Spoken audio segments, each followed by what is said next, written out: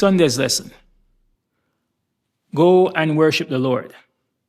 After Egypt's firstborn died, Pharaoh finally relented. He called Moses and Aaron at night and said, "Go, serve the Lord, and bless me also." Exodus 12:31-32. What a stunning reversal. The proud monarch, once called a god on earth, was now humbled and pleading. But was this repentance or just reaction? Pharaoh's response shows the difference between godly sorrow and worldly regret. His plea wasn't rooted in reverence, but in relief. He didn't surrender to God's will, only to his wrath. True repentance doesn't just mourn consequence, it mourns the sin itself. Pharaoh was broken by circumstances, not broken before God. How often do we mirror Pharaoh? Saying sorry when the fallout is unbearable. Not because our hearts have changed, but because our comfort has been threatened. That's not repentance, that's desperation. The Exodus was never just about freedom, it was a showdown about worship.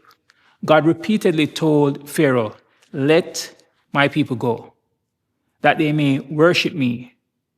Worship was the central issue then, and it is still today. In the last days, Revelation reveals that the final test will again be centered on worship. Who will we honor? Our Creator or a counterfeit system? Revelation 14 warns against worshiping the beast and receiving its mark, while also calling for the endurance of the saints, those who keep the commandments of God and have the faith of Jesus. Sabbath becomes a sign of his loyalty.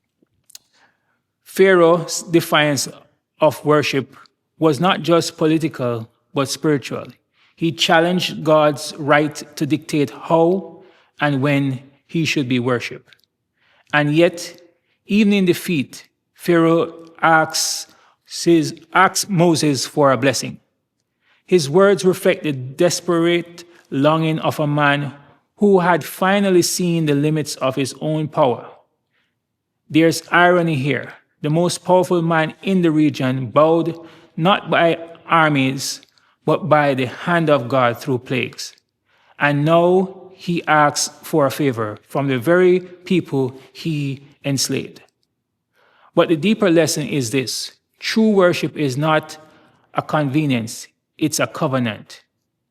Israel wasn't just leaving to escape slavery, they were going to keep a divine appointment, to meet with God, to offer him reverent, obedient worship.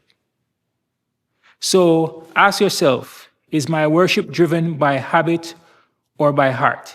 Is it shaped by truth or by tradition? Pharaoh released Israel, but he never truly bowed. May we not make the same mistake. Worship is not a moment on a calendar. It's the direction of our allegiance, our trust, and our love. Let every Sabbath, every song, every act of obedience be a declaration. I worship the Lord not just with words, but with my life.